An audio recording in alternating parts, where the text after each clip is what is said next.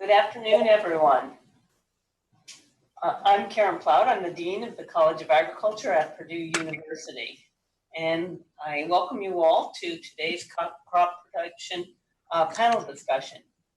With COVID-19, our discussion about the USDA August crop production looks a little bit different than usual. Usually we get to meet in person at the state fair, but we can't do that this year, but we still have the same great panel of experts with us, and I look forward to hearing their thoughts and taking questions from you. If you have questions during this presentation and in the Q&A section, please email them to Teresa Rogers, and you can see that on your screen, rogerstk@purdue.edu. So please email questions to Teresa, who can then get them to me, and I will ask those questions. The USDA crop production report provides acreage yield and production forecasts for the nation's most vital crops. Today's report really gives us the first clear indication of what kind of grain harvest we can expect in Indiana and across the country. Before we review the report, I'm going to introduce our panel members, and I will ask them each to wave when I call their names, so that you will know who's who. The first one is Bob Nielsen. He's our Purdue Extension Corn Specialist and a professor in agronomy. He comes from Nebraska, but he joined Purdue's agronomy department in 1982. He's actively involved in field research and extension education in corn management systems, and has a number of corn information websites such as Chat and Chew Cafe, which gives you information about corn production all across the country. Some of you may know Bob as the Corn King. Bob will discuss the conditions of the corn crop across Indiana. The next panelist I'd like to introduce is Shaun Casteel. Shaun is our Purdue Extension Soybean and Small Grains Specialist and Associate Professor in Agronomy. He was born and raised on his family's farm in Illinois. He joined Purdue in May 2009. He'll address agronomic challenges of soybeans and small grains, and he does that through various extension programs and applied research. Just last week, Shaun had put in soybean crops from the last 100 years for the American Soybean Association when we had the 100th anniversary at the Fouts Farm. Really interesting to see some of the work he's done. Beth Hall is our Indiana State climatologist. You already waved. She's been at Purdue since 2019. Before she came to Purdue, she was the director of the Midwest Climate Change Center in Illinois. Beth's research area includes applied climate science and climate variability, and she's going to help us with the weather outlook for the rest of the growing season. We then have Jim Mintert. He's a professor and extension economist in the Department of Ag Economics and serves as the director of Purdue Center for Commercial Agriculture. He's also one of the principal investigators for the Purdue CME Group Ag Economy Barometer, the monthly sentiment survey for U.S. farmers that I'm sure many of you are familiar with. Michael Langemeier is the associate director for Purdue Center for Commercial Agriculture and a professor in the Department of Ag Economics. Prior to Purdue, Mike spent 22 years in the Department of Ag Economics at Kansas State University, and his research focuses on farm efficiency as well as crop and livestock enterprise production costs and efficiency. Both Jim and Michael will discuss some of the economic impacts of the USDA and WASDE report on producers and consumers, as well as the impact of COVID-19 on ag commodities and ag futures. Last, we have Marlo Johnson. Marlo has been the regional director of the USDA National Ag Statistical Services, which I'll refer to as NASS, in terms of the Great Lakes Regional Field Office based in East Lansing since 2015. She was originally from a small farm in southern Illinois, and she began her career with NASS in 1994 in the Virginia Field Office and served the agency in various capacities, including Deputy Chief Staff of the USDA NASS Office of the Administrator. Marlo will lead off the panel by sharing the information in the USDA August crop production report. As many of you know, Greg Matley retired. We greatly appreciate his expertise over many, many years with us, in this report, and we welcome Marlo today to talk to us about the production report. Marlo? Hi. Good afternoon, everyone. Thank you so much for the introduction, and it's nice to see and meet everyone via Zoom. Based on conditions for August 1st, Indiana's 2020 corn production is forecast at 987 million bushels. If this is realized, it would be up 21% from 814.6 million bushels produced in 2019. The expected yield of 188 bushels per acre is up 19 bushels per acre, or 11% above the 169 bushels per acre produced in 2019.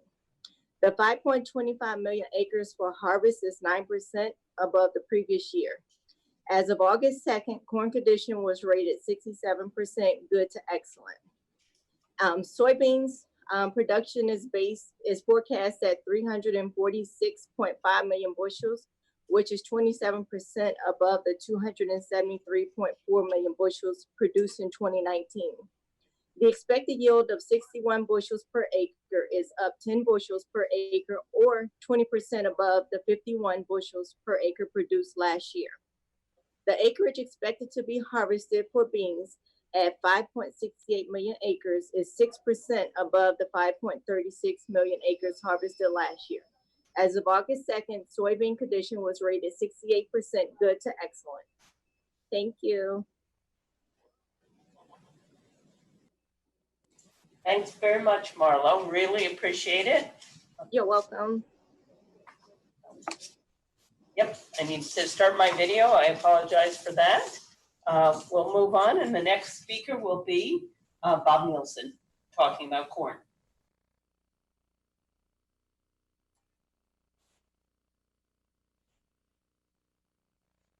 Okay, there we go. The wonders of virtual Zooming.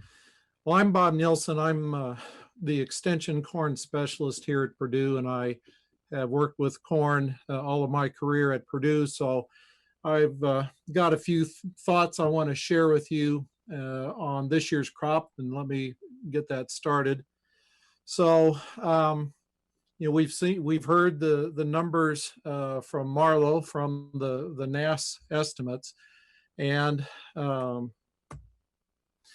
so this just puts it into a graphical perspective. So, and I'm going to focus on the Indiana crop because that's what I deal with, and I think Jim and Michael will deal a little bit more with the national considerations. But the estimate from USDA of 188 bushels for Indiana's statewide yield this year is above trend. The trend line yield for 2020 would be approximately 175 bushels per acre, and the USDA estimate has us pegged at 188 bushels. So that's a pretty good departure above trend. It's almost 8% above trend. And the estimate is within what I was thinking. It's on the upper end of what I was thinking, but it's certainly within the range of what the statewide crop conditions would predict. And so at the moment, it would not represent the highest statewide yield that we've ever had. We'll see what happens with subsequent estimates over the next couple of months. But nevertheless, compared to last year's yield that was below trend, and compared to last year in general, which was such a painful year for so many, I think these numbers look pretty positive.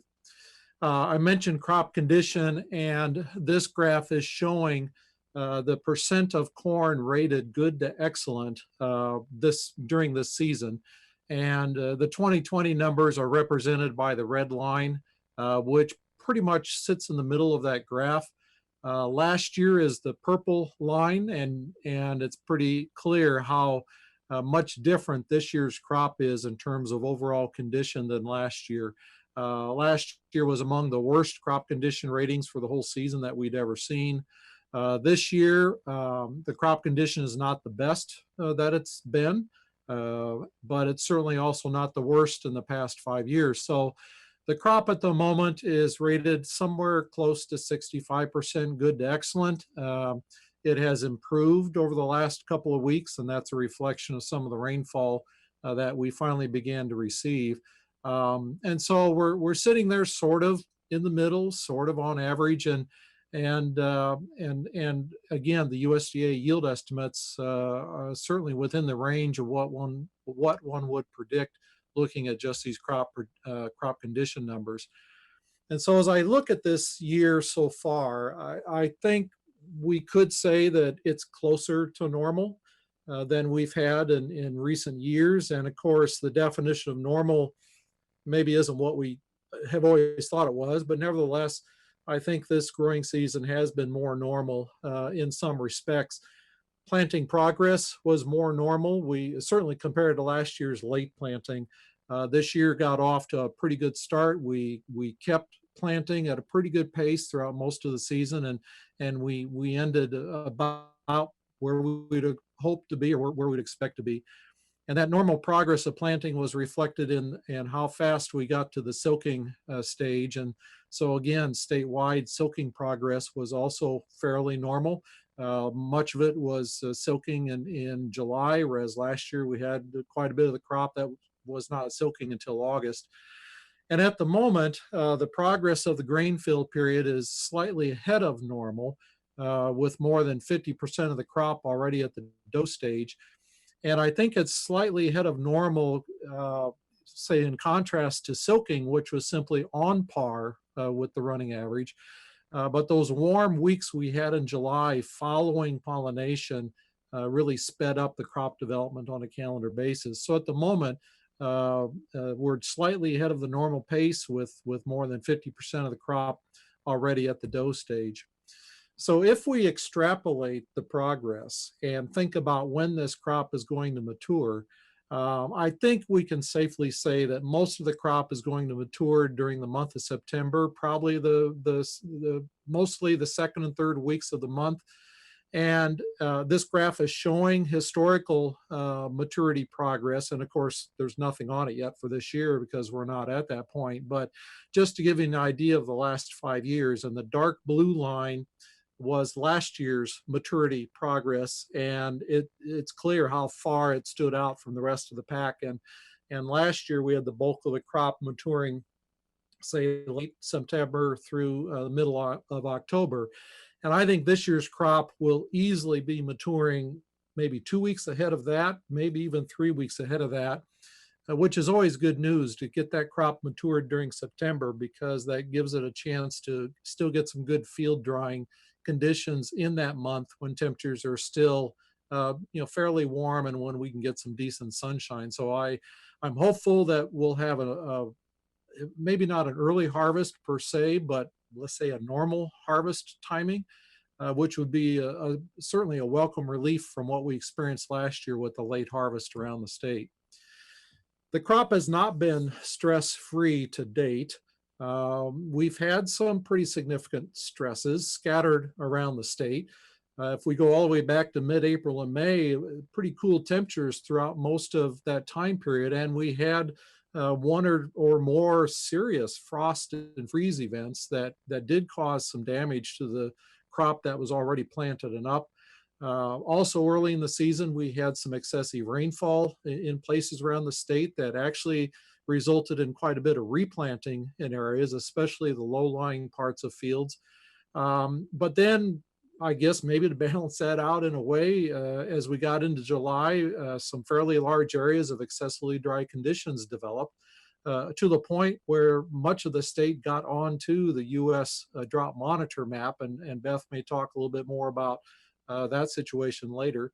But certainly those areas that were experiencing these excessively dry conditions during that time in July, that crop certainly experienced some of that stress, and it's probably going to have some impact on, say, kernel numbers on the ears, and so there may be some reductions of yield there that won't necessarily be reflected at the statewide level. In recent weeks, we've continued to get welcome rainfall, but in places it's been excessive. And this has sort of been the kind of a season. We've had too much rain early, and then it dried out, and then too much rain again. And so we've had areas that has been stressed by excessive rainfall in recent weeks. And then related to that rainfall, and it might be my imagination, but it seems to me like we've had quite a few excessively cloudy days that were occurring during and shortly after pollination. And if those cloudy days are cloudy enough that they have a big impact on photosynthesis, that can cause some kernel abortion of these new kernels that are starting to develop after pollination. So I've seen some fields already with some scattered kernel set that I sort of attribute to these cloudy days, but I think there will be instances of those. Again, I think it's going to be scattered, but nevertheless, I think it's going to be out there. We've dodged some bullets, I think, in this crop. At the moment, we still have relatively low levels of some of the important foliar diseases. At the moment, we've had relatively few acres with what I would consider to be serious nutrient deficiencies. We dodged the bullet of July with that excessively dry weather because of some needed rainfall that's occurred in recent weeks around much of the state and has almost taken us out of the drought monitor map. And then in recent weeks, really since the middle of July or something like that, temperatures have been relatively moderate, which, if you think about it, for late July, early August, we've had some really nice, comfortable days for humans. And the crops tend to respond to that too. And so I think we can be thankful that we've had fairly moderate temperatures in recent weeks. Now, as we look ahead to finishing this crop, we've got a really good estimate from USDA of 188 bushels statewide, about 8% above trend. But of course, we have to finish that crop, and that means the rest of August and say early part of September. And so these are some of the keys that we need to finish off this really nice crop that's sitting out there right now. First of all, we need to continue with these moderate, if not slightly cooler than normal temperatures through August and early September. Cool grain filling periods tend to be correlated to some of the highest yields that we've had in, say, over the past few decades. We, of course, need to continue to receive adequate and timely rainfall throughout the rest of this month and into early September. But in between those nice rains, we need to still get plenty of sunshine. And of course, in the Eastern Corn Belt, one of our limitations to high yields is the fact that we have a lot of cloudy days. We have a lot of hazy days with poor sunlight quality. And so we need not only this rainfall, but we need to be interspersed with days with really brilliant sunshine. And then, of course, the canopy, the crop itself needs to remain healthy. So hopefully we can avoid any serious development of foliar diseases. I think we're going to continue to avoid some serious nutrient deficiencies. I've seen very few fields around the state with serious nutrient deficiencies, and hopefully that will continue. And then, sort of in light of this, what do we call it, Beth, a derecho that came through over the weekend with those damaging winds, clearly we need to avoid these serious storms rolling through the state and some of the damage that can cause. And some of the stories we're hearing out of Iowa that were damaged with this straight line wind system that came through over the past day or so is just phenomenal and hopefully we can avoid that. And so, Karen, that's really all that I wanted to say. And I don't know that we're going to take questions now, but certainly I'm available for questions either later, or I think everyone knows how to get a hold of me by email or phone, and I'd certainly be willing to visit later. So Karen, I'll turn it back to you. Thank you very much, Bob. That really gives us a good clue on the state of corn. We will wait to the end for questions. And with that, I want to move to Shaun. We'll talk to you about soybeans.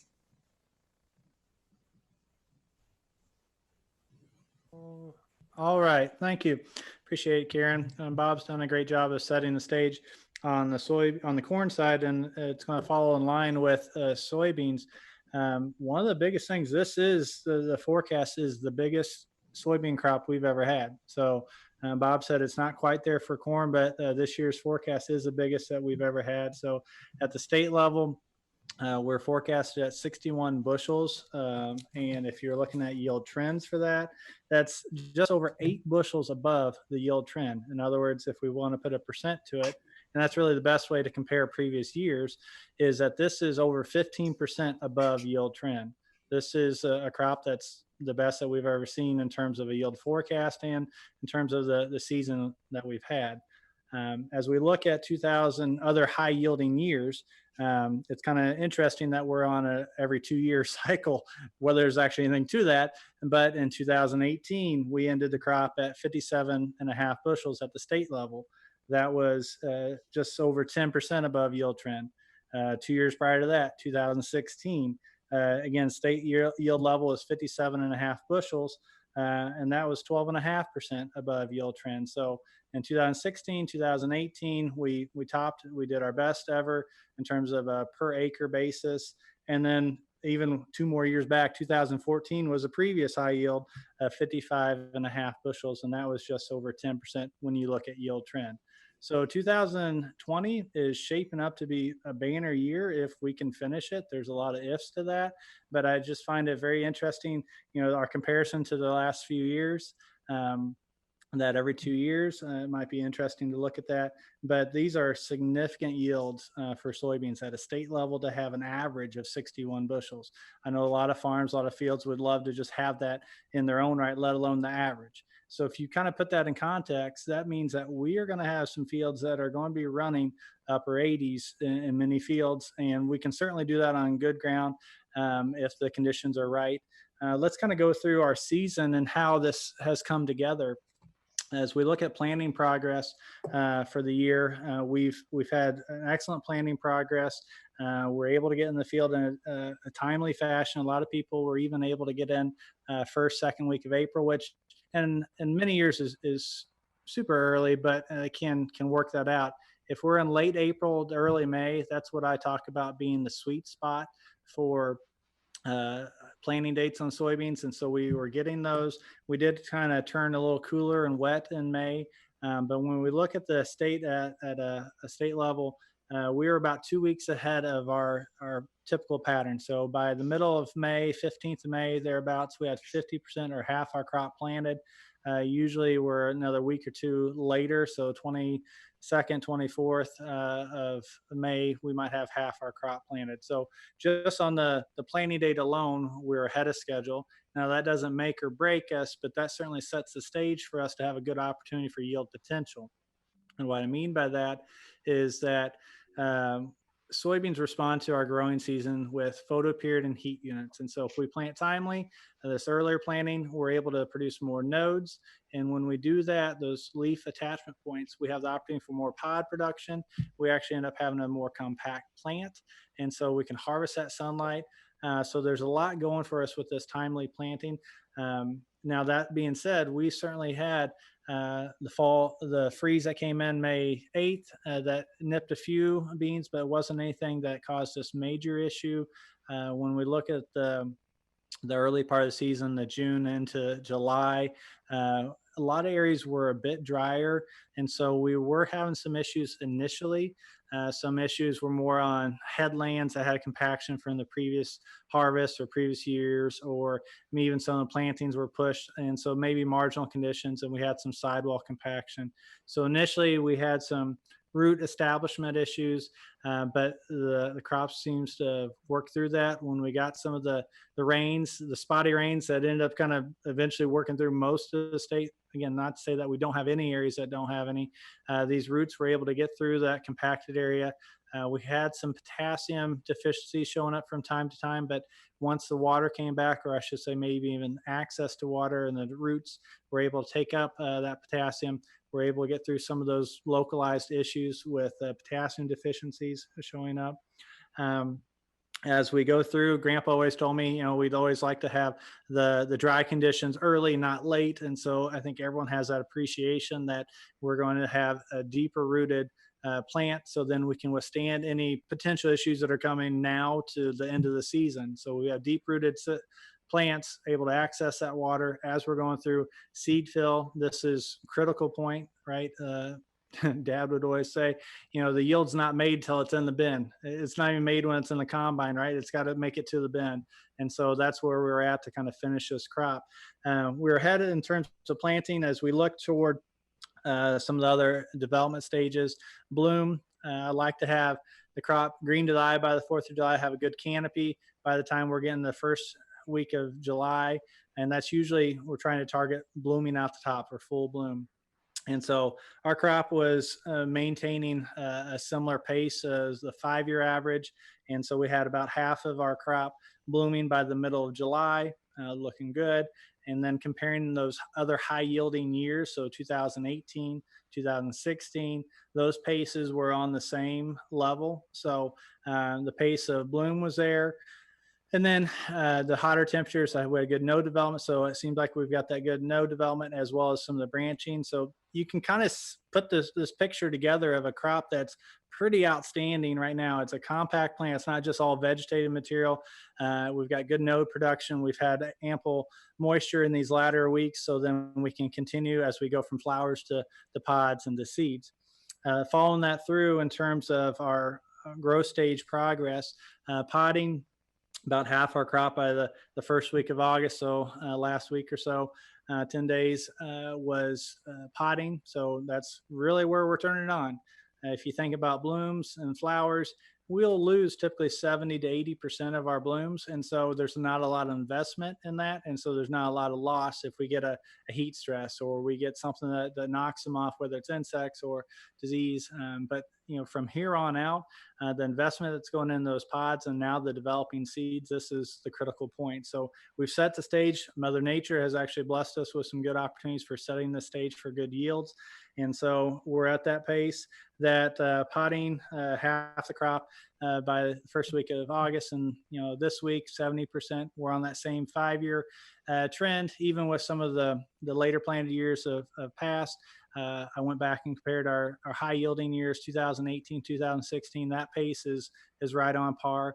The thing that really comes into play when we look at this crop and as we move forward is what the tail end of the season is going to do. So in 2018, when we had the high yielding beans, 57.5 bushels, this is a year where the September was just phenomenal.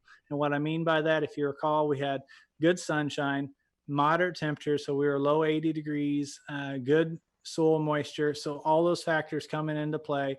And so we can finish that crop. Karen made the comment about last week in our ASA plots, celebrating 100 years of that association and our heirloom soybeans. And, when we talk about what month or makes or breaks soybeans, it's typically the August. And you guys have heard me say this before, but today's varieties is late August and September. And that's going to be the same case here. That's what's going to finish this crop.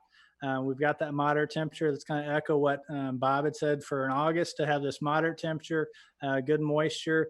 So there's going to be very good seed fill. So again, we've got the pod production. We'll continue putting those on. We'll be switching a little bit more to seed fill. So maintaining those pods and filling them out and then looking at the seed size. So all those factors that go into bin busting soybean yields, that's coming into play. If we gain an extra day to 2 days in our seed fill. So when I take, let's go R5, which some of these beans are getting into now, this is first seed until R6. Those 2 growth stages are about 35 days. And so if we gain another day or 2 within those, at the peak of it, we're gaining upwards of 3.5 to 4.5 bushels for each one of those days. So again, to echo Bob's point, boy, if we've got some moderate temperatures, good sunlight and moisture, and we gain another day or 2 without having the stress, this top end can keep on going. Again, it's phenomenal to think about this, a 61 bushel state yield average. As a point of reference, Iowa's forecasted 58 bushels, Ohio's at 58, again, pretty phenomenal. Then Illinois forecasted at 64 bushels. So pretty phenomenal soybean yields out there as long as we can finish it. As we look at kind of wrapping this together, we have had those storms that come through that could cause us some issues. If we have the high winds laying them over, the beans will pop back up. I don't worry as much about losing pods now, but in the coming weeks, that certainly could be a possibility. Hail. So if we've got some pretty strong hail events, again, these are probably going to be more localized, but if we get a strong hail event that's around this R4, R5, basically where we're at right now with most of the state or a good portion of it as we go into the next week or 2, certainly we lose half of that leaf area, we'll usually lose about 15 to 20% yield. So there is some of that potential, but again, that's Mother Nature. We're just going to pray that we get the better side of it, the moisture that we need, good sunlight, and to finish this crop out. With that, I'd be happy to entertain any questions, but again, I think we're going to hold that off until then.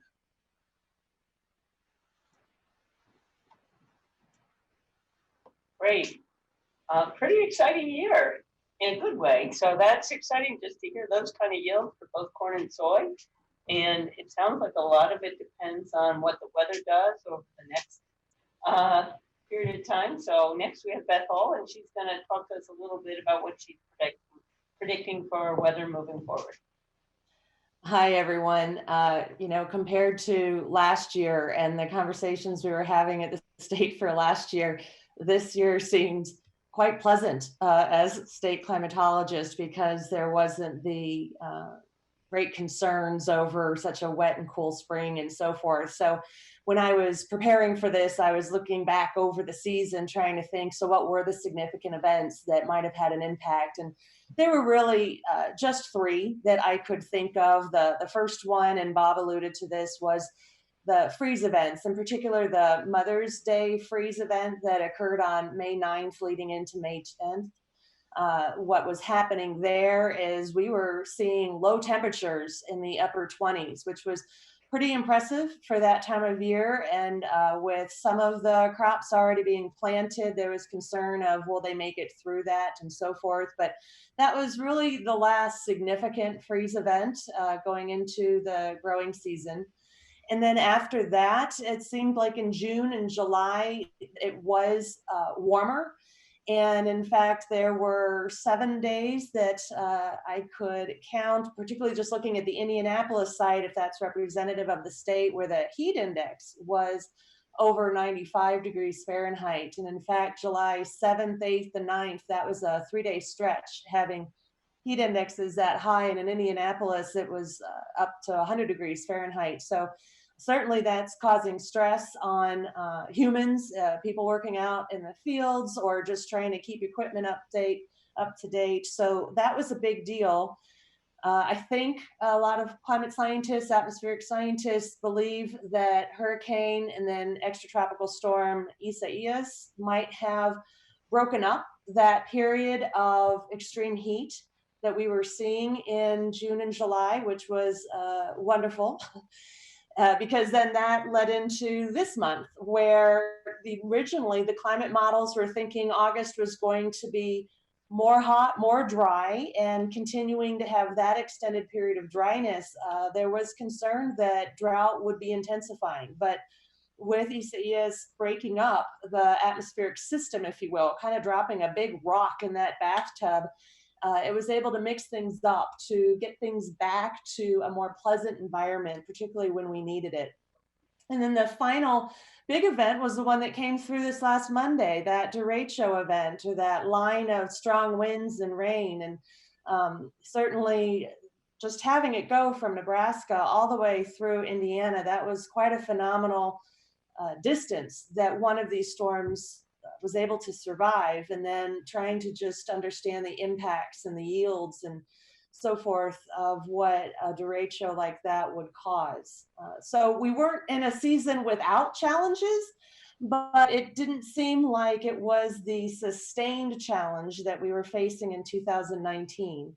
So again, thinking back from April, but for temperature, April and May were on the cooler side, but really not extraordinarily cool, just cooler than normal. April started off drier. So again, in comparison to 2019, it wasn't so bad that April was cooler, as long as things were dry enough to get the planting in. And then May, we saw a little bit more moisture coming in, but it was all mixed around the state, which was wonderful. So there were some drier areas, some wetter areas, and we weren't dealing with a statewide situation of just abundant wetness.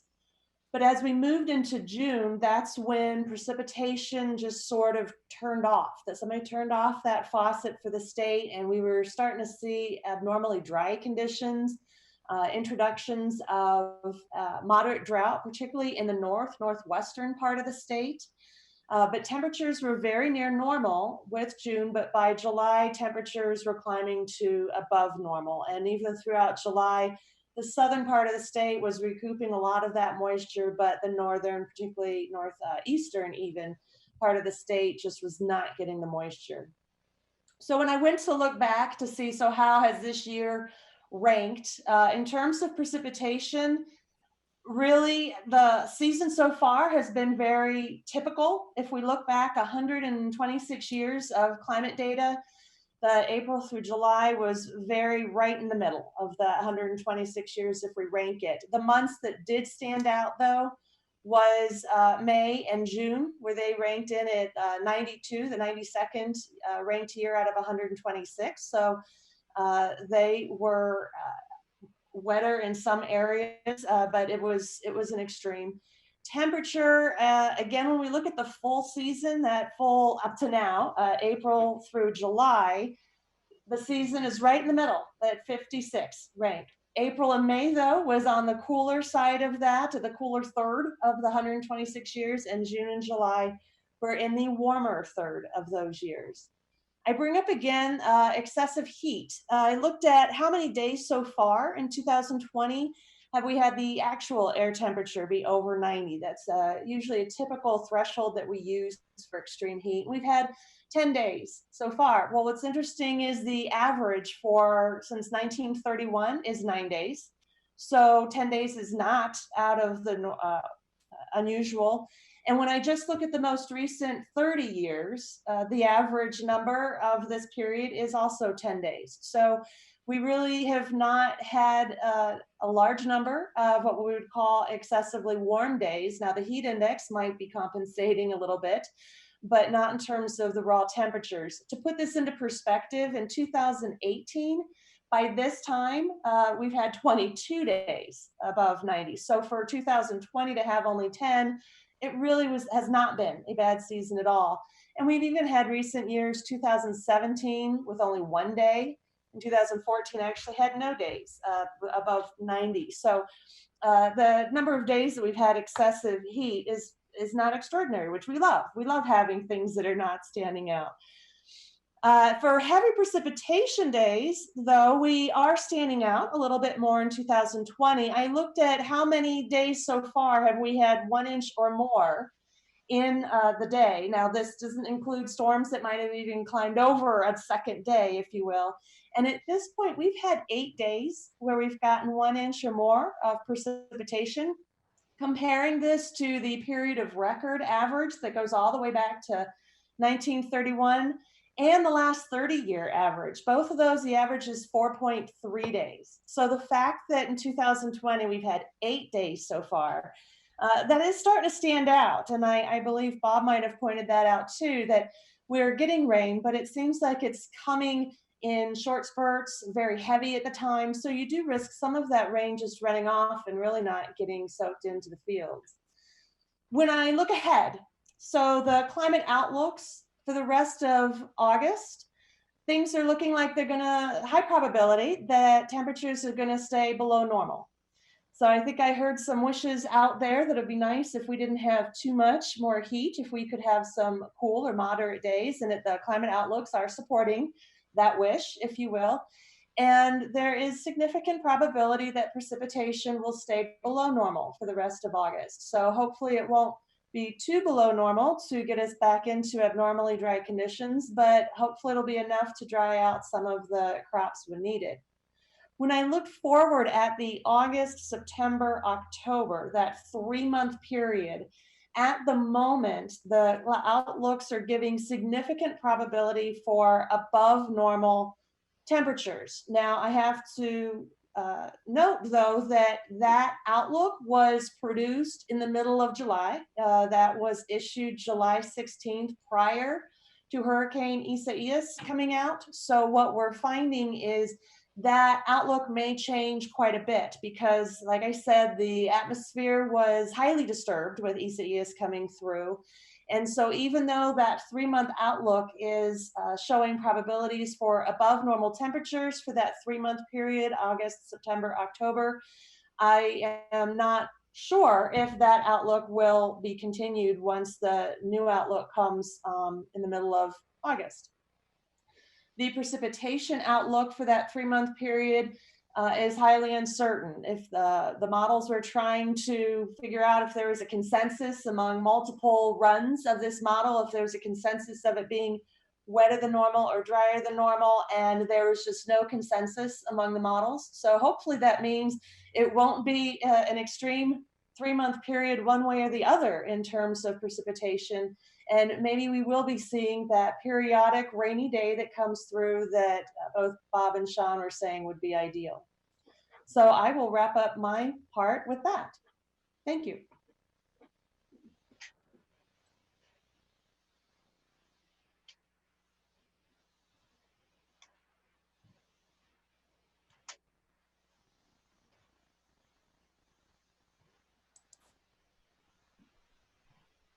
Okay, we're going right to Jim. And I'll let Jim and Michael go without a break. And they're going to give us some of the economic outlook. Thanks so much, Beth. Great to hear. Things are looking good for this year. Let's just keep our fingers crossed because we know in the world of COVID-19, we need as many bright spots as we can. So Mike and Jim, you're on for trying to find another bright spot because really when you get done with it all, it's what comes home in the paycheck that makes a difference. So bring it home for us.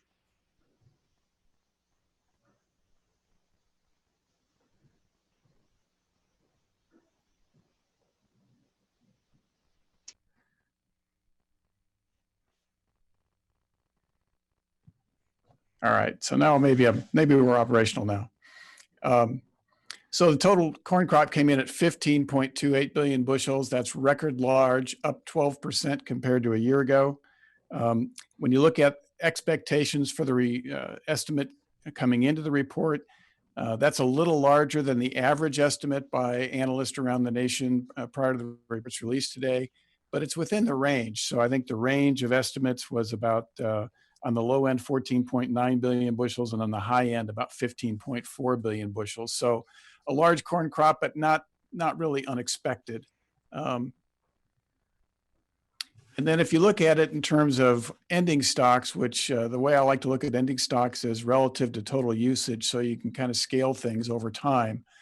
That does bump up the ending stocks estimate at the end of the 2020 crop season, which of course would be next summer, to a 19% carryover going into the 2021 harvest as projected by USDA. And that gives us the largest corn carryovers as a percentage of usage since 2004. We've been kind of hovering in that 13, 14 to up to about 16% of usage as a carryover amount. This just does put us up significantly compared to that. And it's a small bump compared to what USDA was forecasting just a month ago. So a relatively large corn carryover going into the 2021 crop year. And that does give us a low marketing year average price estimate for corn. USDA's estimate was $310. That compares to $360 for the 2019 crop year.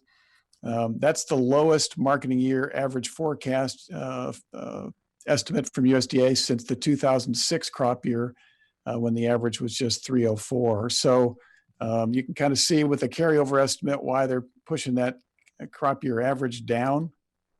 Still, that's down from where we were in terms of an estimate just a month earlier. So a lower price estimate. A couple of things that are maybe key factors in that forecast, though, and I think things that are really unresolved at this point is weak ethanol demand has really been a problem for the corn market really throughout most of 2020. And you can see what USDA's estimates are for the current crop year, largely as a result of what happened with COVID-19 and the reduction in fuel prices and reduction in ethanol usage and ethanol production. They're projecting we're going to use about 4.85 billion bushels of corn for ethanol production. That's down from not quite 5.4 billion bushels last year. they're forecasting a pretty significant rebound into the 2020 marketing year. And so I think, given what's going on with COVID-19, given what's going on with travel, fuel demand in general, that's a risk factor. We might not see that large of a rebound. And just to look at that in a little more detail, this looks at the percentage change in U.S. weekly ethanol production compared to the first full week of January. And you can see the collapse that took place with respect to ethanol production and in turn corn usage for ethanol. That really bottomed out in that late April, beginning of May timeframe. We've recovered pretty significantly since then, but if you notice on the right-hand side of that slide, we seem to have stalled out with ethanol production running, depending on the week you pick, between 13 and maybe 17% below where it was in early January. So, if you think about the numbers that USDA is projecting, it does suggest an ongoing recovery in ethanol production, which is an ongoing usage category for corn. The other factor that's a little bit of a wild card is what's taking place with respect to exports.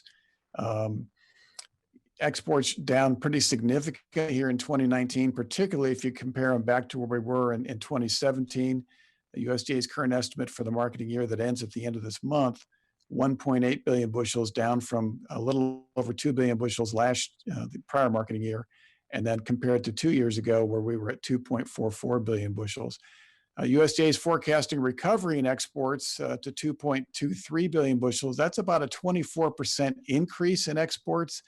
That's a pretty substantial recovery and really implies strong economic growth around the world, maybe stronger than perhaps some people might expect. Certainly a concern going forward.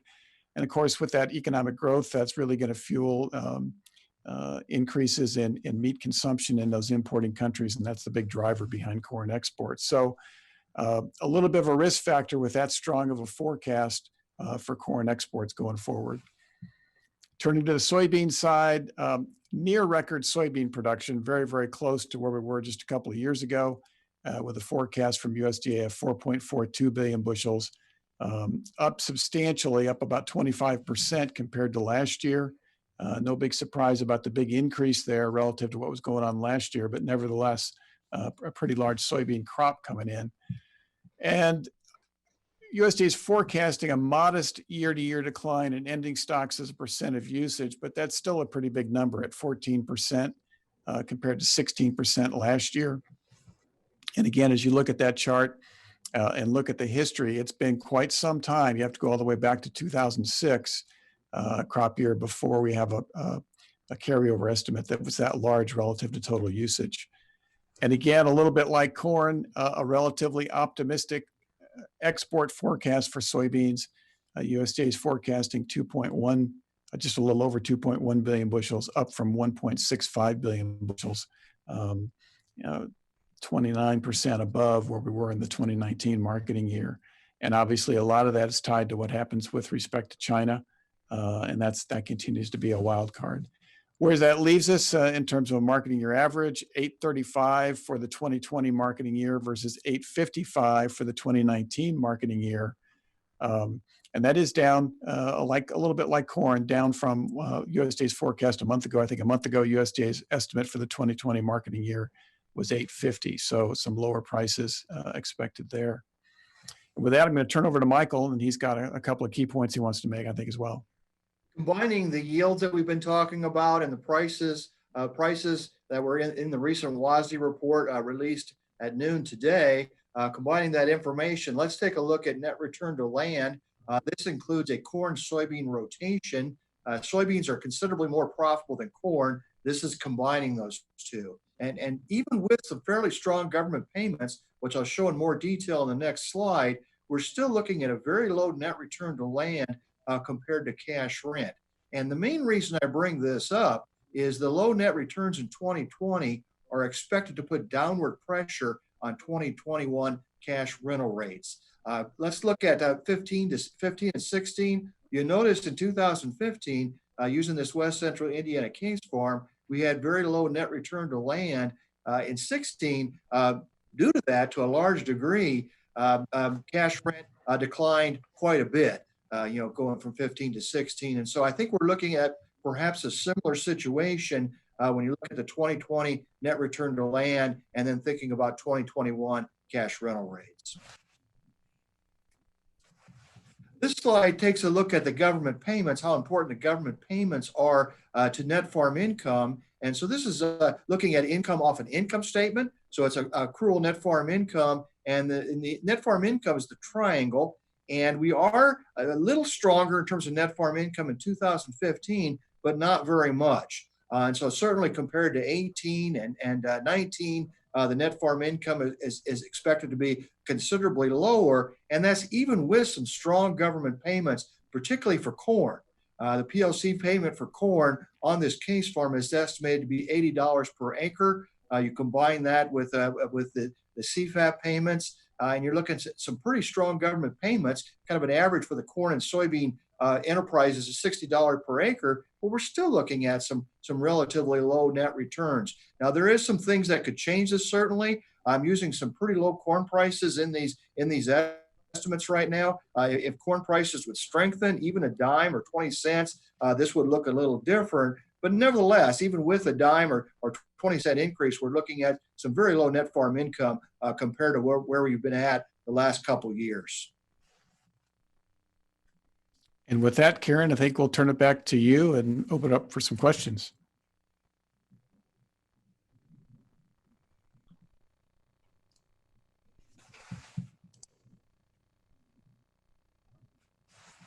I think I'm unmuted now. First, I want to thank all of you for your reports and being a really nice overview of what's happening in your sector and some good things to look forward to. Please, if anybody has questions, feel free to put them in the chat or email them to rogerstk@purdue.edu. In the meantime, let me ask a question of Jim and Mike, and this is in relation to the Ag Barometer. What do you think relative to this, what will happen with producer sentiment when they see this report? And it looks like yields are fantastic, but that net return wasn't so impressive. Any predictions on what we're going to see with the barometer? Well, great question, Karen, but we collect data for the barometer next week. We're just in the process of finalizing the questions for next week. But what we've seen here in this last month, we saw almost no change in the barometer in July relative to June. However, what we did see on that particular barometer was people became more optimistic about current conditions. And I think part of that was probably tied to crop conditions here in 2020, especially when you think about it compared to 2019. But people became a little less optimistic about the future. And I wouldn't be surprised if we saw more of that go on this go around. I think when you think about what perhaps drives current sentiment, people look out the window a little bit and look about their production prospects. Certainly in the Corn Belt, things look a lot better from that standpoint, but the price side doesn't look very good. And so when you look at it from a longer term perspective, I think that creates some concerns. Thank you, Jim. Jim, I think if you take a look at these where the net returns are currently at, that's really been the same for the last 2 or 3 months. And so I would expect sentiment to be relatively flat when we do this next survey next week. Thank you, Mike. Really appreciate it. The next question, and I think many of you have alluded to this, is how will the wind damage to Iowa crops Monday affect overall U.S. corn and soybean estimates at USDA and the adjustments on future WASDE reports?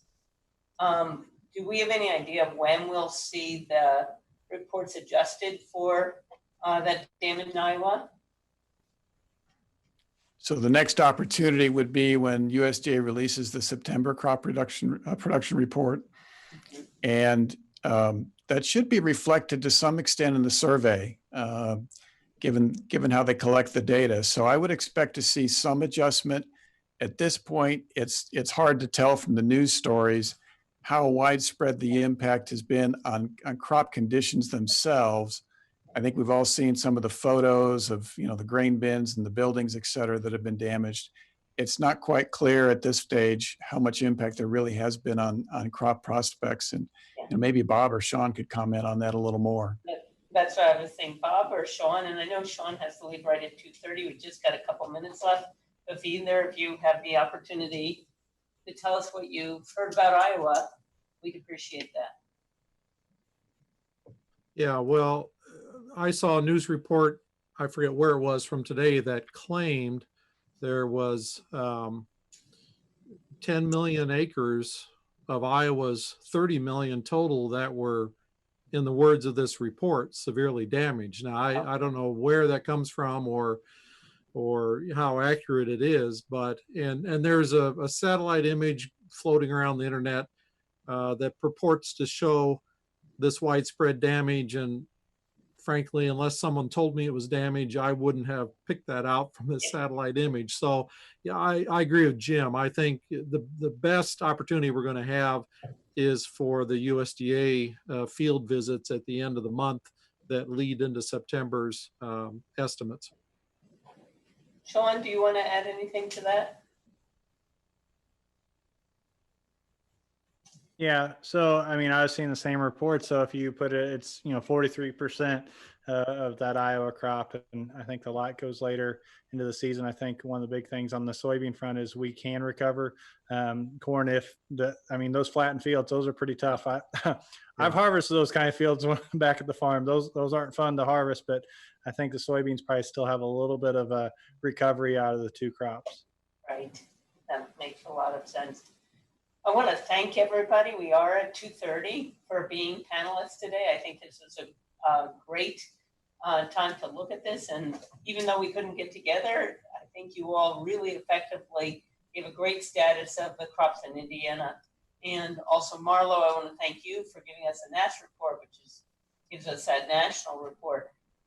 If you have any questions, feel free to continue to email Teresa Rogers that's rogerstk@purdue.edu, and she will forward those to the respective panelists.